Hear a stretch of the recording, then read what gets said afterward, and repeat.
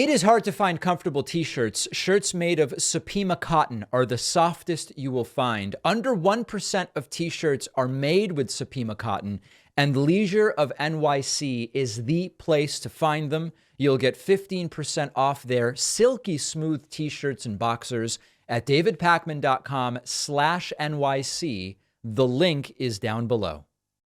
We start today with President Joe Biden's State of the Union. Republicans eager for him to crumble and to be unable to speak and to make up words and to get wrong who is president of the United States and to get wrong what city he's giving the speech in and to get wrong which would be the next world war and to get wrong the leaders of other nations. All things Trump has done recently. But Joe Biden didn't do any of those things, delivering a stunning speech in which he both laid out some very sensible, progressive proposals, as well as again laid a trap for Republicans, which they fell into. And they have become so unhinged that MAGA Mike Johnson sat down rather than cheering for ending cancer. He's so pro-life. He took the side of the cancer cells. I have never seen anything like this. And as good as the speech was, notable how disgusting and deranged this Republican Party has become. Here is Joe Biden talking about the infrastructure bill that many of the Republicans in the audience voted against, yet take credit for it. And thanks to our bipartisan infrastructure law, 46,000 new projects have been announced all across your communities. And by the way, I noticed some of you strongly voted against it, or they're cheering on that money coming in. That's right. I like it. I'm with you. I'm with you. And if any of you don't want that money in your district, just let me know.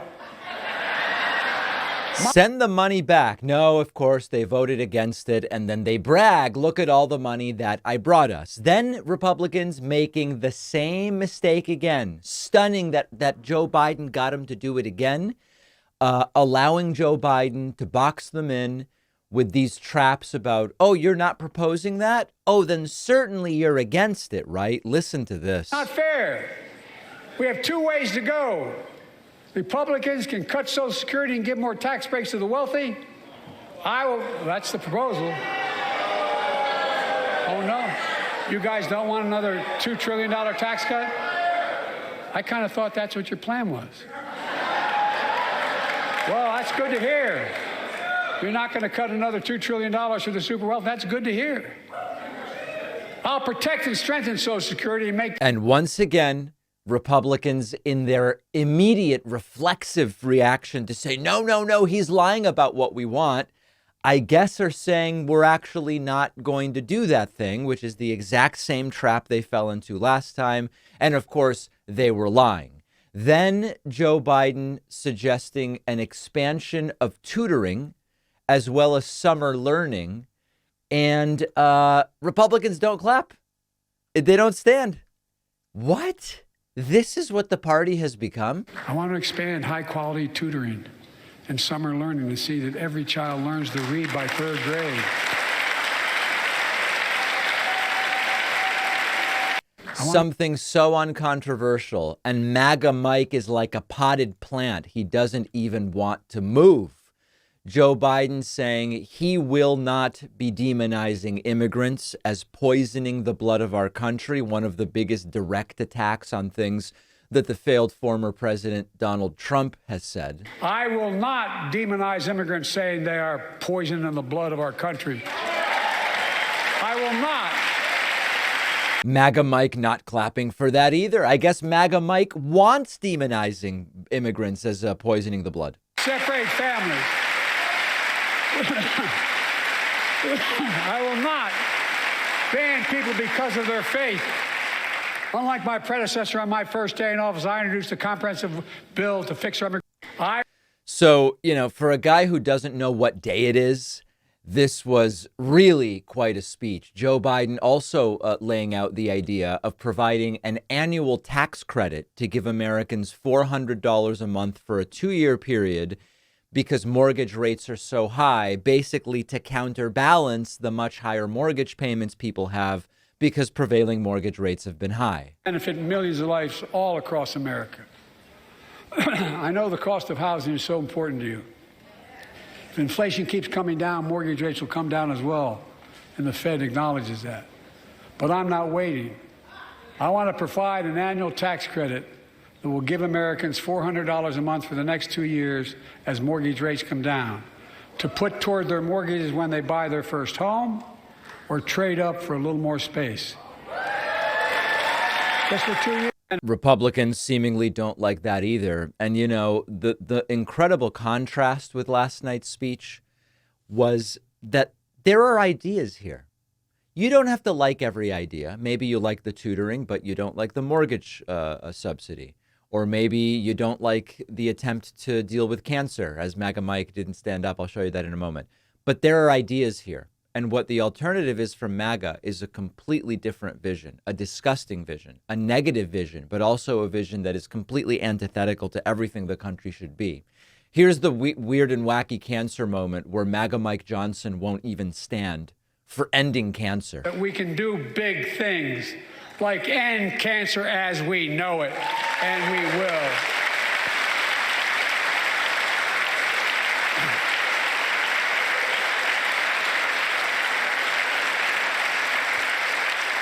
I mean, at least he's clapping mildly, very, very mildly, with no enthusiasm. I guess he's clapping for the idea of ending cancer.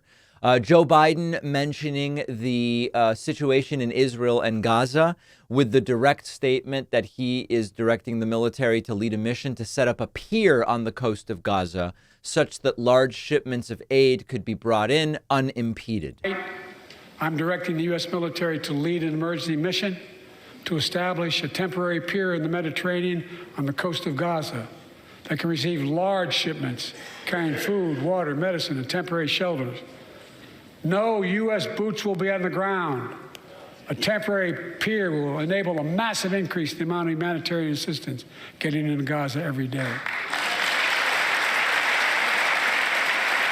Also, something that many Republicans didn't like. They just don't like anything. They don't like Biden accomplishing anything. And finally, Joe Biden addresses the issue of his age, which was an interesting moment. The issue facing our nation isn't how old we are. It's how old are our ideas. Right. Anger, revenge, retribution are the oldest of ideas. But you can't lead America with ancient ideas that only take us back. You lead America, the land of possibilities. You need a vision for the future and what can and should be done. Tonight you've heard mine. I see a future where defending democracy, you don't diminish it. I see a future where we restore the right to choose and protect our freedoms, not take them away. And this is very much antithetical to the view of the Republican Party right now under MAGAism. And here is Biden wrapping the speech. And it was a long speech. It was a wide speech, wide-ranging. And it was quite a good speech. And I will always be president for all Americans because I believe in America. I believe in you, the American people. You're the reason we've never been more optimistic about our future than I am now. So let's build the future together. Let's remember who we are. We are the United States of America. And there is nothing beyond our capacity when we act together. God bless you all, and may God protect our troops. Thank you, thank you, thank you.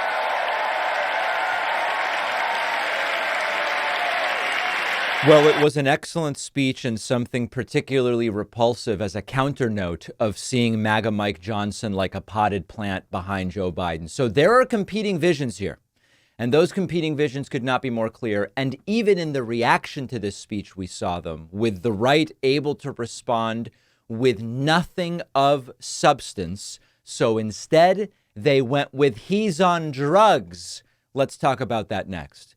The State of the Union address from Joe Biden last night was excellent. You don't have to like the guy. You don't have to like everything he proposed. You don't have to like his tie. But it was an excellent speech that contrasted what is a horrifying vision of what the next 4 years should be and a vision that makes a lot of sense. Fox News, able to really do nothing with the substance, they have a new take. The new take is implying that Biden's on drugs because in some speeches he's low energy and last night he was high energy. Take a look at what they are describing as the compare and contrast of jacked up Joe not being his normal self. Administrator here with me, UK Administrator Regan, as well. But they failed. America stood.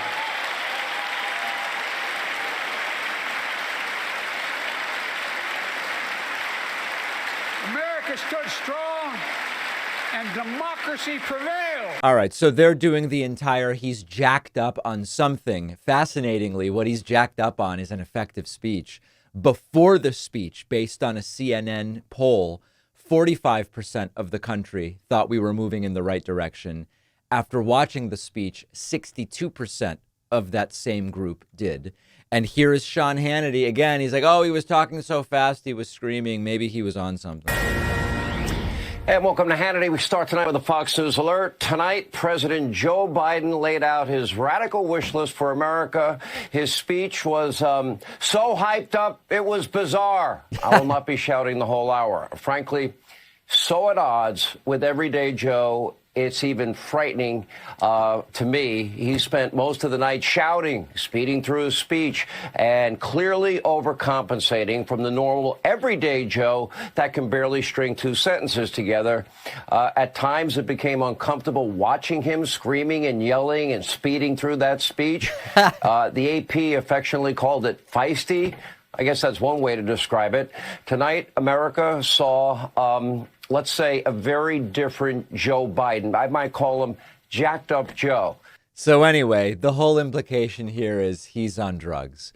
I was at the White House yesterday with the Vice President Kamala Harris. She told us that a lot of the prep was hydration. She didn't mention anything about amphetamines, but maybe she just forgot to mention that. So listen, when they lose on substance, they go to style. And so they're going with this. And by the way, someone who, when it comes to style, really failed last night, Marjorie Taylor Greene. I want to briefly talk about that next.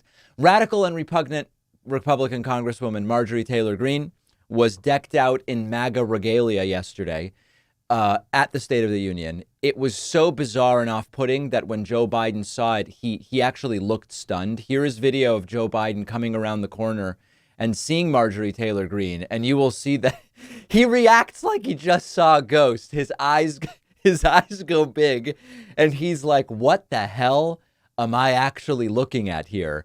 And here is another angle of this greeting. You can't really hear too much of what's being said, but Marjorie Taylor Greene is filming. She's wearing a MAGA hat. She's wearing some kind of MAGA shirt. She's got stickers. She just looks like a fool.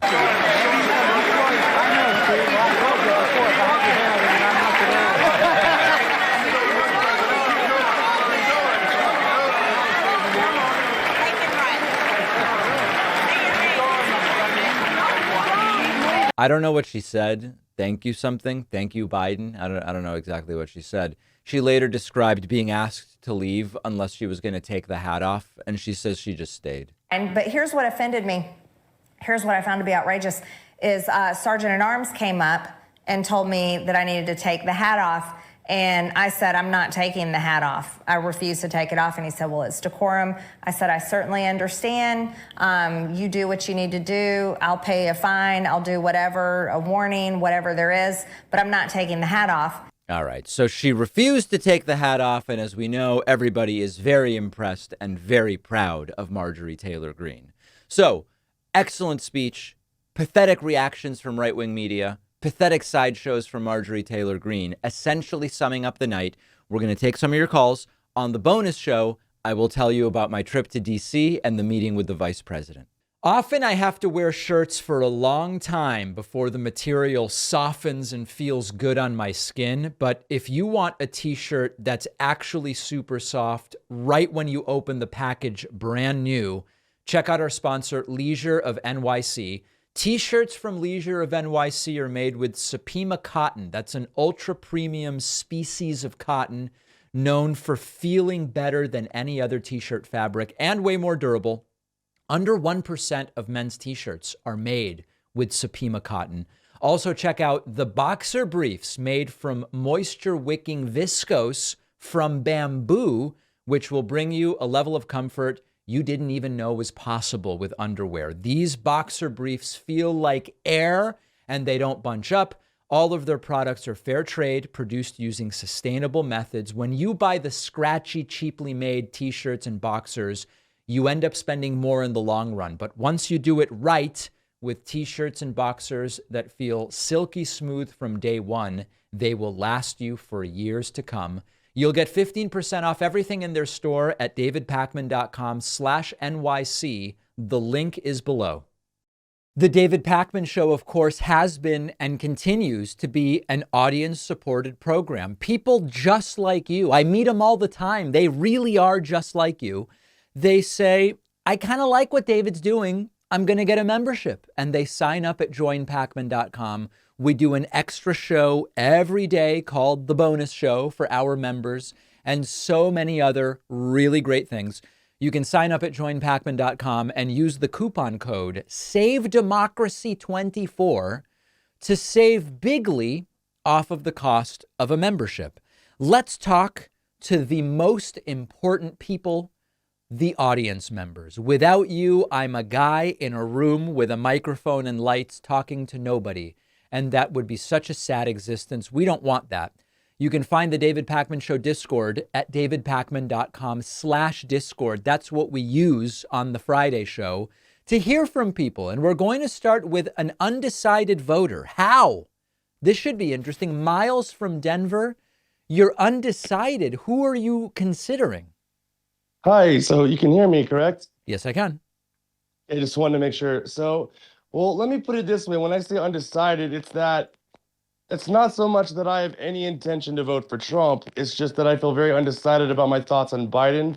So I forget which, I don't know if it was a poll or sort of, it was like an election where a big percentage of the voters, a recent one, I forget which state it was, and a big percentage of the voters, or a chunk of them, they were sort of saying, it wasn't the word undecided, but I think... Okay, Miles, let me explain what's going on. And your audio is crackling. I don't know if you can do anything about that. In the Michigan Democratic primary, Joe Biden got 81% of the vote, but about 10% of the primary voters said that they are uncommitted. They're not saying they're voting for someone else. They're just saying uncommitted to send a message that they don't like Joe Biden's handling of what's going on in Gaza.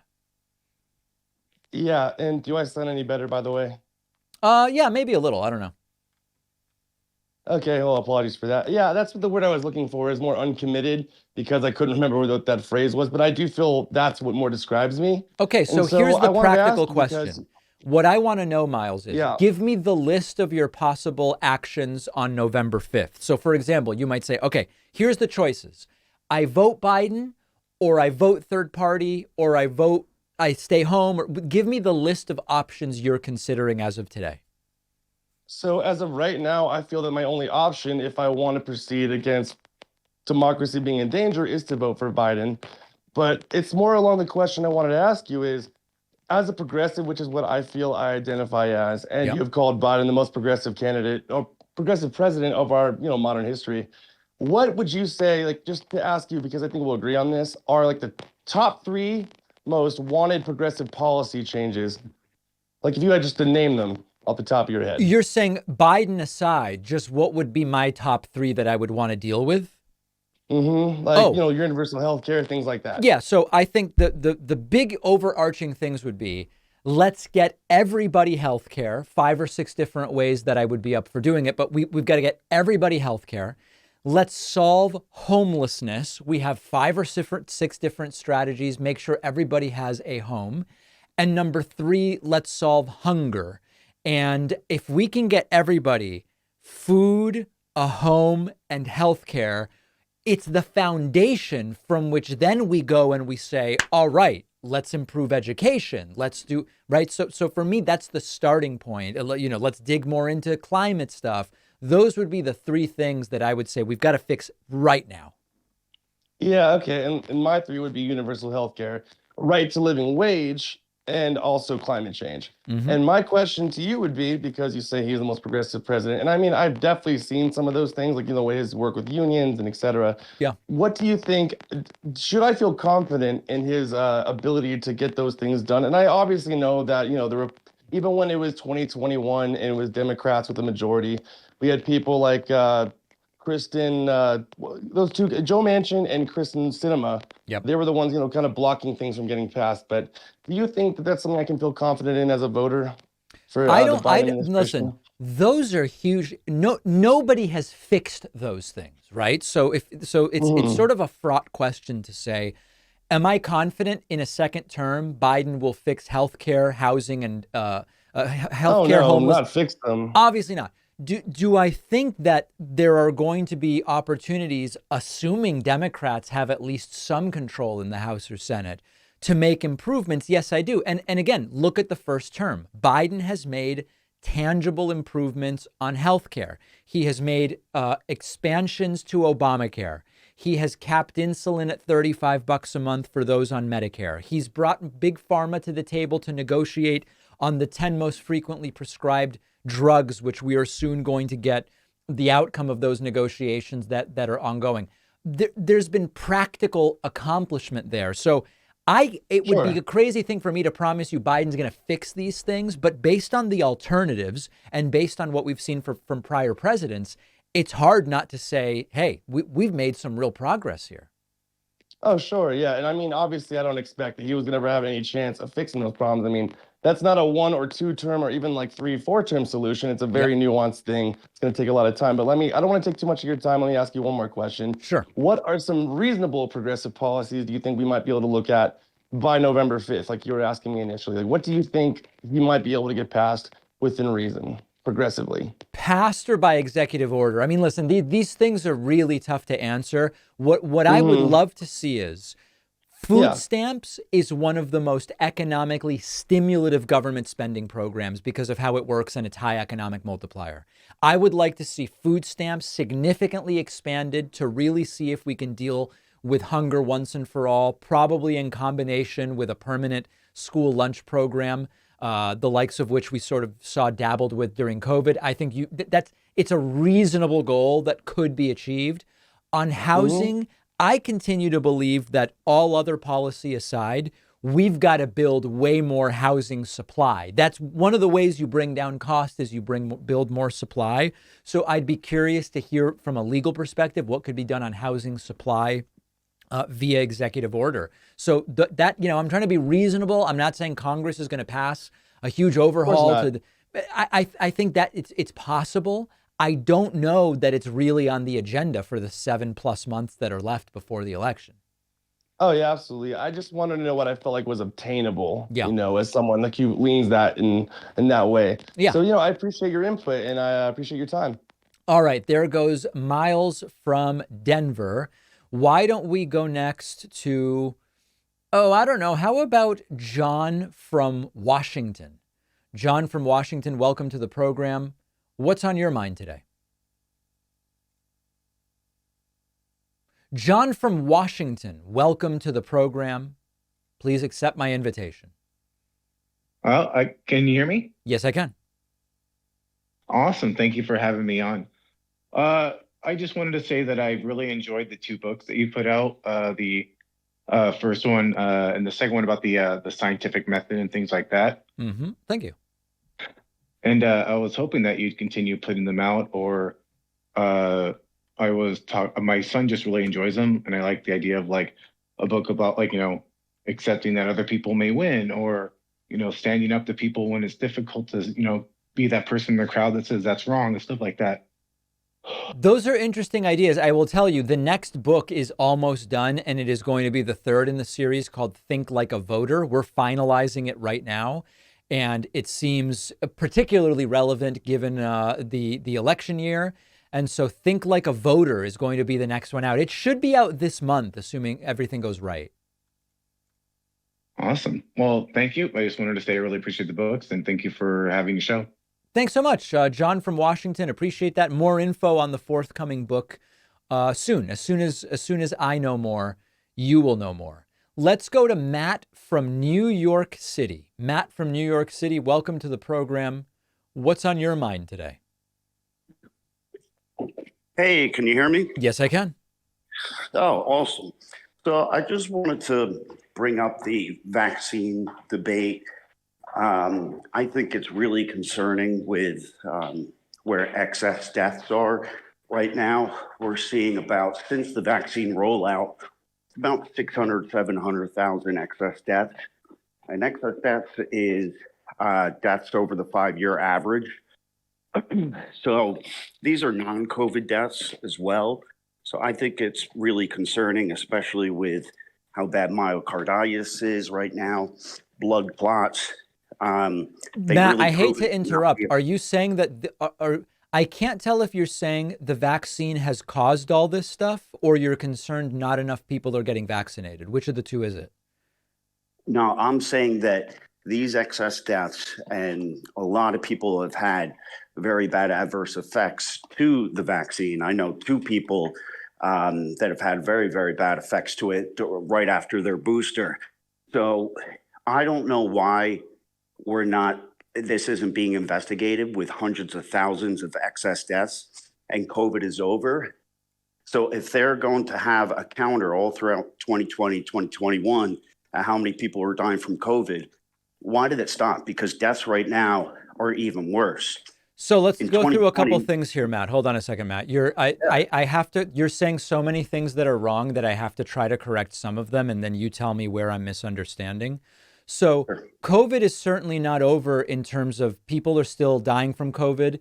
Part of the reason why we don't know the number is a lot of states are not reporting it properly, or they're reporting on a delay, or they're not reporting at all. So people are definitely still dying of COVID. We don't really know the exact number because I don't think it's being tracked accurately. So in that sense, COVID isn't over. What is the case is that increasingly COVID, including by the CDC, is being treated more and more like any other respiratory virus.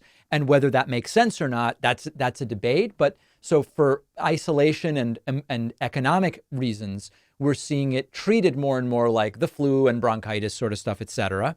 So that's number one. Number two, I'm not aware of anyone who died from myocarditis from the vaccine. It is true that the vaccine elevates the risk, particularly of men of a certain age, of getting myocarditis. COVID elevates it even more, but I'm not aware of a single vaccine death that was because of myocarditis. Can you cite one? Not myocarditis, not personally. Got it. My dad, he's 65 years old, never had a heart problem. He had basically 2 minor heart attacks 5 days after the first booster. So here's the tough thing about Dad, Matt, about that anecdote about your dad, Matt. Obviously, that's terrible. I'm so sorry that happened. One of the things that makes this really tough is when you have, a 4-year pandemic and a whole bunch of people go from being 61 to 65. That's an age at which lots of people start having heart problems. And if we are just to look anecdotally and say, well, he was fine after a bunch of his vaccines, but after one, he had a heart event. It's really difficult to take that and to say the vaccine caused it and it causes it at scale. The epidemiological data doesn't bear that out, right? And so no matter what, we want to take care of your dad. We want to take care of your dad's heart cardiovascular health, but it's a bit out of the empirical realm when you make a comment like that and say, obviously it's because of the vaccine causes heart attacks. No, I'm not saying obviously.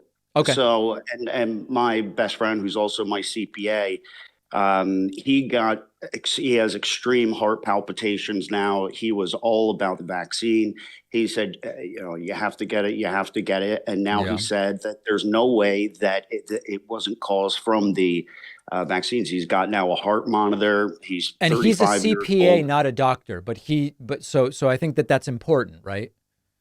Well, his doctor said, he brought it up and said, listen, I'm pro-vaccine. Do you think it could be from the vaccine? And the doctor said, yeah, it's a very high probability it was. But, these are things that a lot of doctors aren't supposed to be talking about. I don't know on what basis you say they're not supposed to be talking about it. Who tells doctors not to talk about it? Well, I mean, that's the question. I mean, the reason I'm asking you is, you're saying doctors are being told not to talk about it. How do you know that? Who's telling them? Well, that's what my friend said. He said we're not supposed to be talking about this. But why does your friend think that? Who is directing that we're not supposed to talk about it? Oh, that I don't know. Who knows? So, but in 2020, just to pivot to a different point, in 2019, average deaths out of 100,000 was 8.8 people out of 100,000. In 2020, it was 8.9 out of 100,000. In 2023, it's 9.3. Now, of course, you could say, oh, well, population growth, right? No, but you're talking about a rate, so population growth wouldn't affect that because it's per 100,000. So right. let me give you a couple of reasons why it's believed. Yeah, let me give you a couple reasons. So this is still being studied, but there's a few different reasons. Number one, the population on average continues to age. And so if you have two populations and one population is on average older, all else being equal, they'll have a higher death rate because overall, older people are more likely to die than younger people. So as you know, we continue to see the baby boomers enter retirement. We are skewing increasingly due to the lower birth rate and baby boomers aging to a slightly older population. So that's going to tick up your all-cause mortality rate slightly.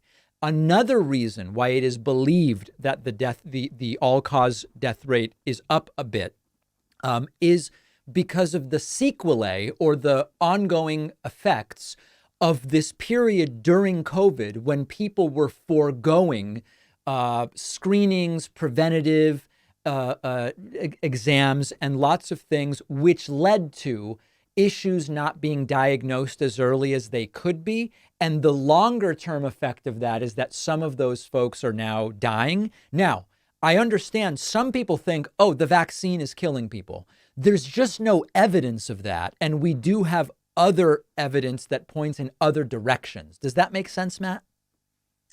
I think you bring up a good point with people not going for screenings. There were the lockdowns, stay home in 2020, 2021. That definitely was not good for people. But listen, in 2021, there was 150,000 excess deaths. They said it's not from COVID. I mean, that. But hold on a second, Matt. Hold on. I'm sorry to interrupt, Matt. You first were talking about the rate, which made a lot of sense to me because then we're really talking about population adjusted numbers. Now you're talking about just raw numbers of deaths. Why did you switch from one to the other after agreeing that the rate was much more informative to us? Well, I'm not agreeing that is the sole cause of why the death rate per 100,000 is continuing to go up. Okay. But that was not that could, contribute to it. But so Matt, listen, I just want to get to kind of where you're at on this. Let's do real quick. Do you think the vaccines are causing these deaths? I think it's absolutely. I think it's caused potentially 100,000 to 200,000 deaths in this country. Okay. And so like when Brett Weinstein said he thinks the vaccine might have killed 17 million people, you think that number's crazy? I think that's high. I mean, that's globally. Mm-hmm. It's very difficult because this stuff is not being investigated. So many people are dying. Life insurance companies are saying these are working class, younger people that are making up a lot of these excess deaths. Which so you is very, think the very COVID vaccine has killed a couple 100,000 people, and what do you want done, real quick? I would like it to be talked about on mainstream media. I mean, listen, I'm very into, I don't like Biden. I don't like Trump. I think the government's very corrupt. I know you probably wouldn't agree with that. I think there's just tons of corruption. And I think it's being all brushed under the rug. We have a serious epidemic right now where young people are dying. Yeah, I And don't the know if numbers you've are looked way into worse that, than Matt, but 2020. the sudden cardiac death of young people has actually not increased. So listen, I've given you a bunch of time. I think you've laid out Yeah, sure. your beliefs. A lot of those beliefs are based in false notions, and you've got the facts wrong. But I appreciate you calling in and respectfully telling me what you believe. I think it'll be interesting to the audience. Sure, bud. Keep it up. All right, there we go. Matt with a lot dumping, massive dumps of claims there. Let's take a very quick break. If you're holding on, just hang on another minute and we'll get right back to you. Let's go back to Discord at davidpakman.com/Discord and talk to some more people in the audience. Why don't we go next to Vince from Wisconsin? Vince, I hope you've got something good for me today. We have a note here that the last couple calls were a little bit so-so. So let's please redeem yourself. I want to hear you do well. What's on your mind today? And you've got to unmute yourself, Vince. You've muted yourself. I know it was so last time. That's unfortunate. All right, you're back. Okay. So what's up with calls on a Monday today? Calls are on the Friday show, as you know. Yeah. I'm breaking the veil, right? No, but I have a brief question. Obviously, you're no supporter of Hamas. I'm no supporter of them either. Right. How do you think that Palestinian people should resist Israel? How should Palestinian people resist Israel? Yeah, or like being occupied. Like a lot of people on the left would say, "Oh, look at what Israel's doing over." I mean, obviously they're not the sole aggressor, but how should they peacefully protest or resist what Israel has done? Well, a couple different things. I mean, first and foremost, there's way too much approval of what took place on October 7th for me to be comfortable saying that the overall opinion is for peaceful resistance. I'm not sure that that's the goal necessarily. Obviously, it would be great if Palestinians voted for an alternative to Hamas. I don't know that that's actually even going to be offered to them as a possibility. Wow. And even if it were, I think that it's possible they might vote for Hamas again anyway. So, I mean, I think you're getting to a really important thing, which I know that there's a lot of ad hominems thrown at me about what I believe, but the Palestinians are not in an easy situation, because if we were to grant that somehow we could convince all of them that violence is not the way and that the Hamas approach isn't the right one, they themselves are so oppressed by Hamas that is it even possible to generate a situation in which they can disaggregate from that and resist? Or, listen, it's possible that some of these surveys are wrong and the majority of Palestinians do want to just let's live in peace, two-state solution, no more violence, etc. Hamas doesn't care. Hamas is going to keep doing the so I don't have an answer, and so I know that there are sometimes extraordinarily hawkish reactions to the question you're asking. I don't know the answer. I don't know the answer because Hamas has the boot on the neck of the Palestinian population. Some like Hamas, some don't. Different surveys have different numbers. But with Hamas in power, I just don't even know how we get to where the question you're asking is practically relevant, because we're not getting past the oppression of Hamas. Right. So we have to get rid of them first, you're saying, but how would we do it? I mean, it's tough to do. They don't hold elections, and one of the opinions, and again, you have one opinion and then 10 reactions that say why it's terrible. One of the opinions is true. You do it with special forces going into Gaza to take out as many Hamas as they can. But then the problem is the leaders are sitting with billions of bucks outside of Gaza. So then can you really even accomplish it that way? I don't know, Vince. I don't have the answer, and it's distressing. That's all right. I mean, it's a good thing to say. I don't have an answer either. Yeah. It's a good thing to say when you don't have an answer. I agree. agree. Why do you think so many on the left are so fanatical about saying, I'm not going to vote for Biden over this one issue? You know, I wish I had a good answer to that. It doesn't make sense to me. And the reality is, you know, you look at what's happening in Myanmar or the Syrian civil war or in Ethiopia. I mean, it's become a litmus test in a way that has now invaded a wing of the American left to the point where they want to throw out. I mean, remember, Biden's the president of the U.S. after all. They want to throw out what Biden's doing on infrastructure, healthcare, the economy, student loans, cannabis. You know, I could go on and say, I don't like the way that Biden has worked with the actual leaders that are in charge there. For me, it's like, hey, we're voting for the president of the United States here. And so I would prioritize issues a little bit differently. Now, here's the truth, Vince. The people who are saying they won't vote Biden over this issue, if you actually look at polls, this isn't even showing up anywhere close to the top 5, often even the top 10 issues. Most voters on the left are saying it's economy, it's healthcare, it's these other things. So I think that that contingent is very, very loud, but I've not seen any polling that suggests that they're a significant contingent of the Democratic electorate.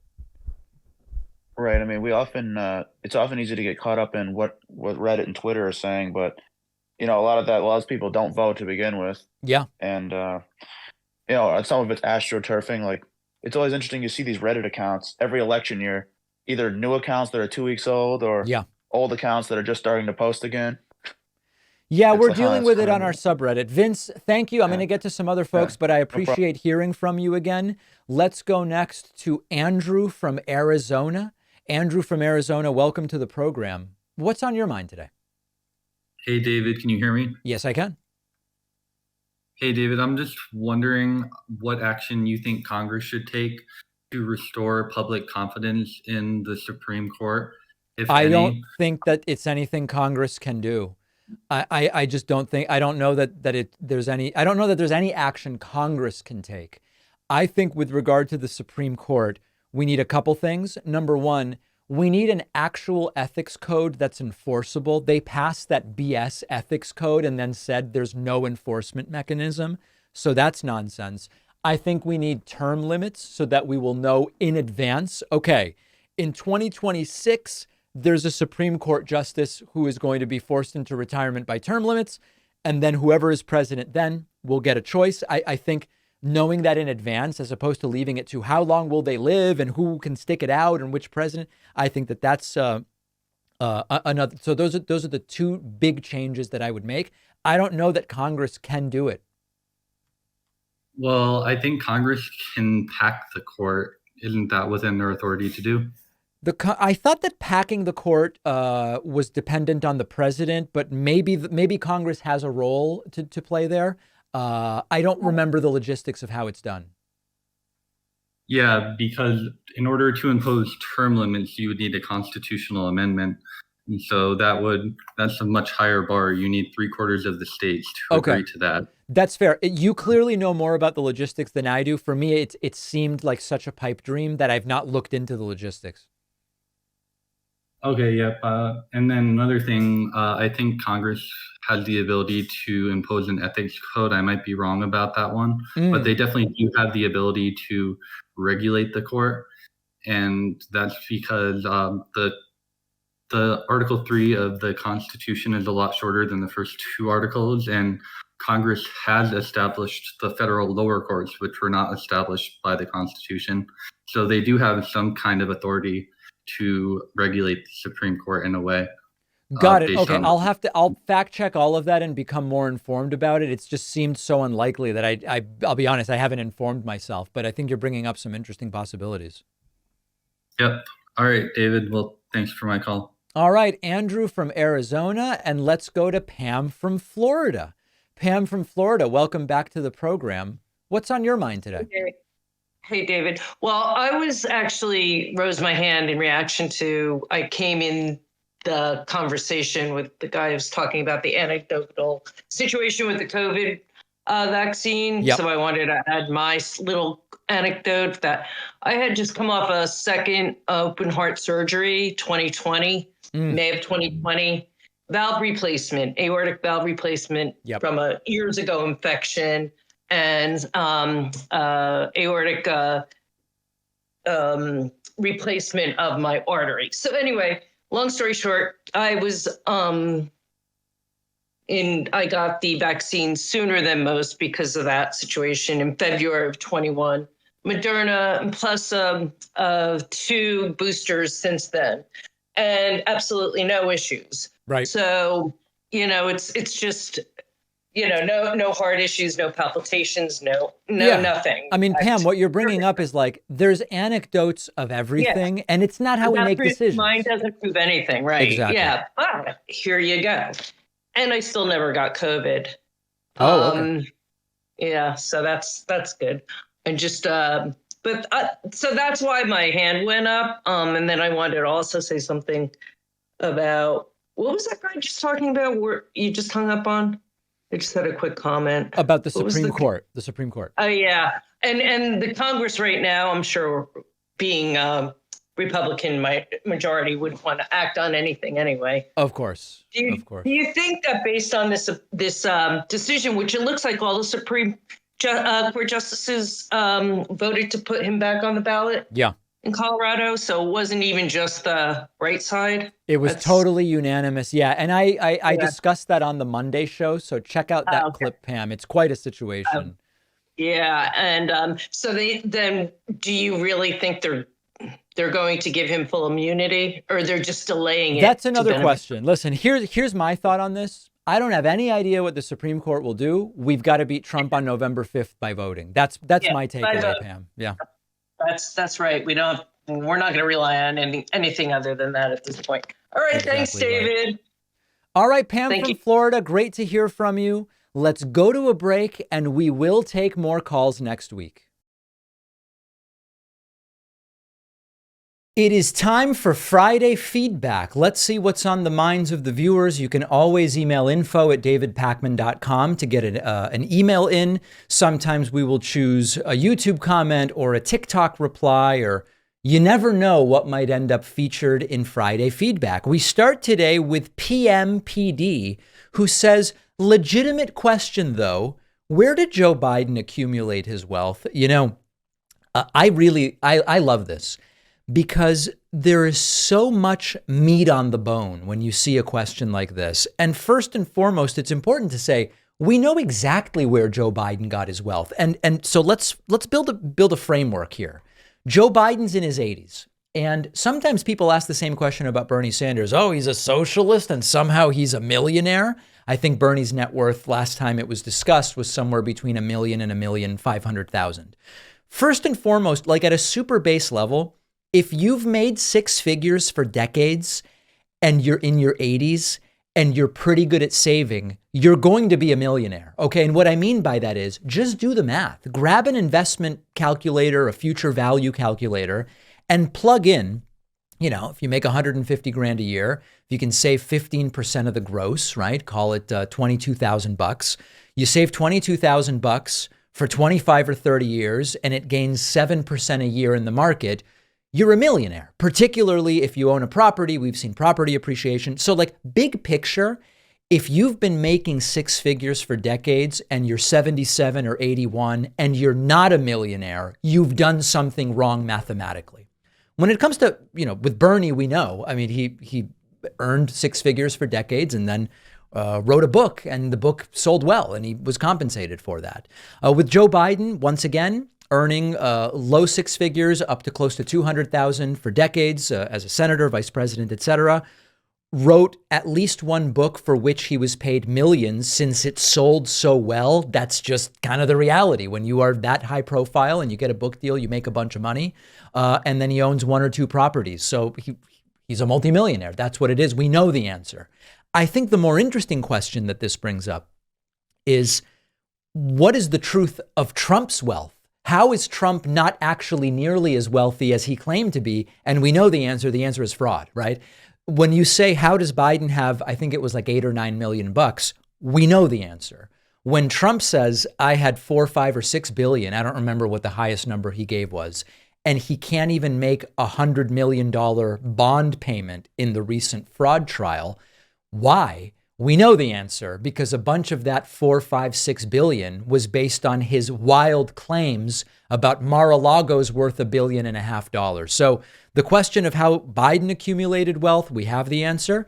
The question of how Trump isn't nearly as wealthy as he claims, we also have that answer. And the answer is overt fraud. A Blade says, I'm no Trump supporter and really wish we had a better option.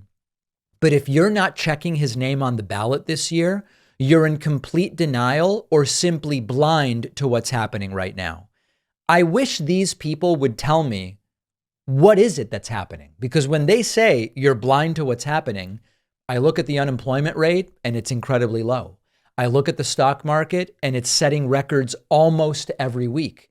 Inflation rather. One recent inflation metric has inflation at 2.8% over the last 12 months. New jobs, super high, higher than expected. If you're going to just come to me and say, David, can't you see what's going on, why you shouldn't vote Biden? I'm going to need you to tell me a little bit more. What is it that's going on that I'm completely blind to? I would love to hear it. Now, speaking of Biden and opinions about what's going on, I have a couple different ones to show you here. Let's start with a Reddit post from the mind of Biden's in trouble. This is Subcontrary, a user named Subcontrary, who says Trump alone got as many votes in the Michigan Republican primary as all votes in the Democratic Party combined, pointing out in Michigan recently, Trump got 758,000 votes and only 762,000 total votes took place in the Democratic primary. And what this person says is even if all the uncommitted voters went for Biden, he still is short of Trump's number. On the other hand, they say, I heard somewhere that Haley voters are more likely to go for Biden than Trump, but it seems uncertain. I'm no electoral analyst, but this seems like a catastrophic sign for Biden in Michigan. Listen, there's some really critical things here. Number one, there is no Democratic primary. And I know people say, oh, but Marianne. Oh, but Dean Phillips. At the time of the Michigan primary, Marianne had suspended her campaign. I guess she's now unsuspended it, although maybe it's suspended again. There is no real primary happening on the Democratic side, as is always the case when there's an incumbent. On the other hand, on the Republican side, you have 40% of Republican primary voters wanting someone other than Trump. And Trump voters are highly motivated to go out and vote in the primary to show we still want Trump.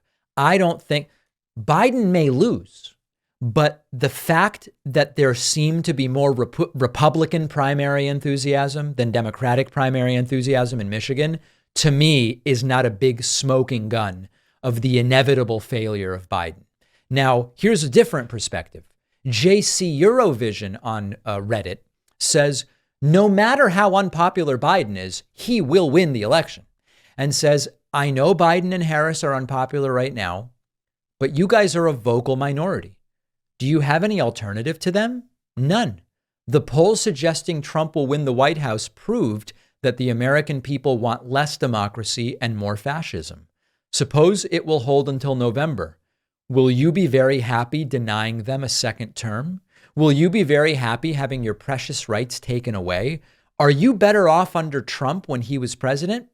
Look, they might be unpopular, but the Republican Party has shot themselves in the foot and they really can't learn their lesson. If Roe hadn't been repealed, they would have governed with ease and gave Biden a check.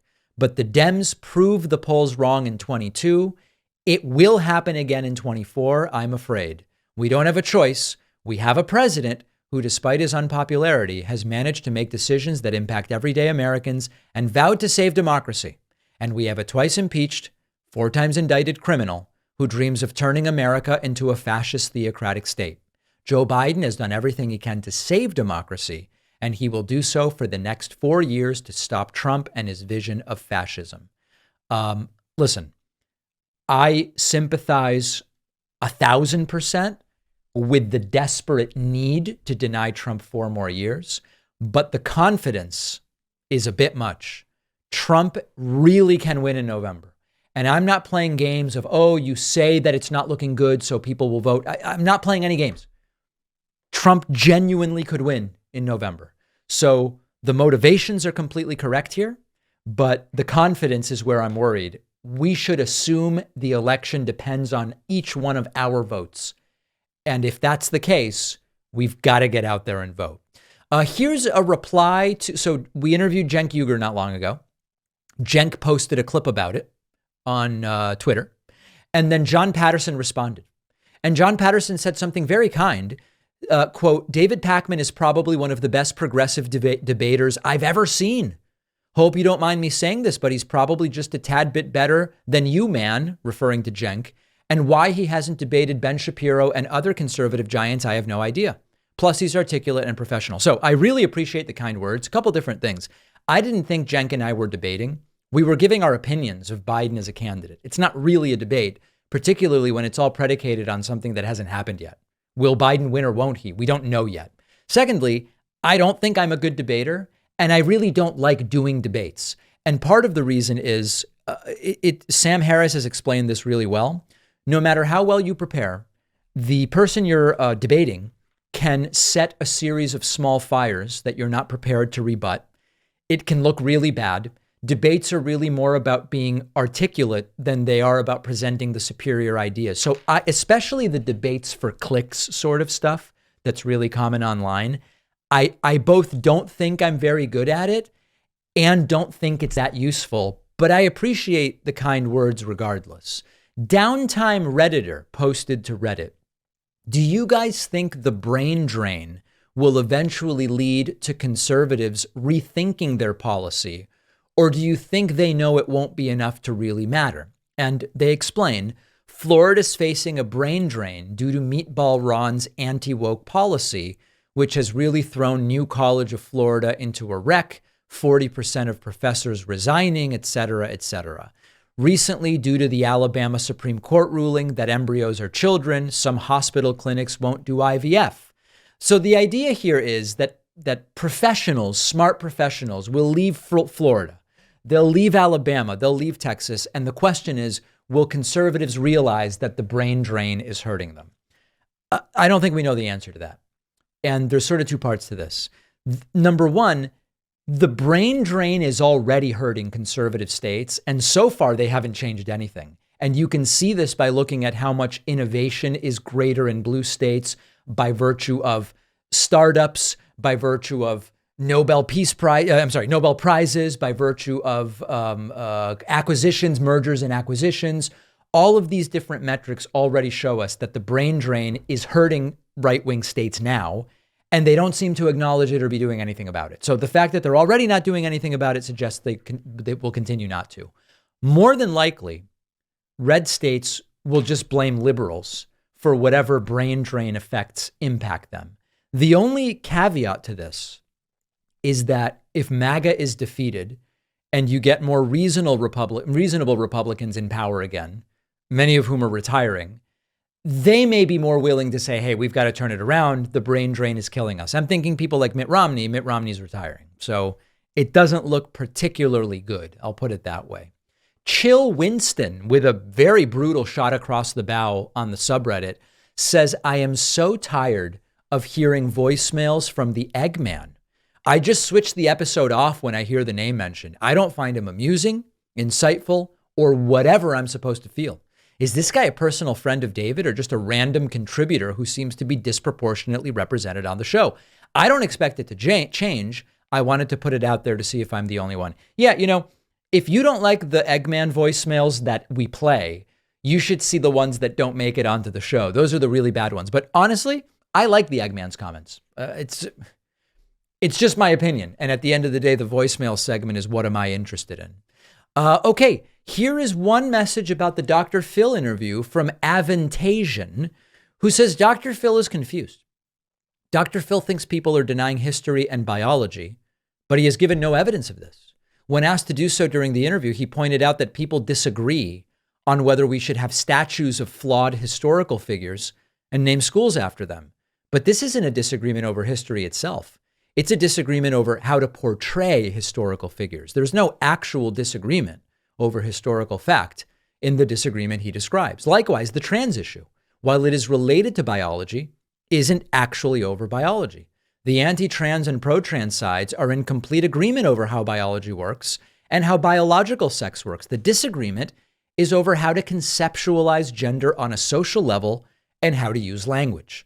It's incredible how people get so worked up over these arguments while not understanding what the disagreements are. This is a really good point. When the debate is, should we have schools named after slave owners, it's not a dispute over whether there were slaves, whether slavery is right or wrong directly, or over whether those particular individuals own slaves. It's a debate over whether there should be schools named after those people. It is also the case that much of the discussion around trans issues isn't about biological sex. It's about whether the sociocultural and medical questions about trans issues are better for biology or sociology or psychology or how they should be. This is all true. I think if you really want to point to who wants to rewrite history, it is actually the right wing. And of course, Dr. Phil was alluding to the left wanting to do it, when it is the right that wants to revise curricula about slavery to suggest slavery maybe wasn't that bad for the slaves. That's a rewrite of history. And so there is an attempt to rewrite history taking place. It's just being carried out overwhelmingly by the right wing. Get your emails in, info@davidpakman.com. We've got the bonus show coming up this week. It's not Pat on the Friday bonus show. It's me. I'll tell you what's going on. And of course, you can get instant access by signing up for a membership at joinpakman.com. If you are not fortunate enough to get the bonus show, I'll be back with a new show on Monday.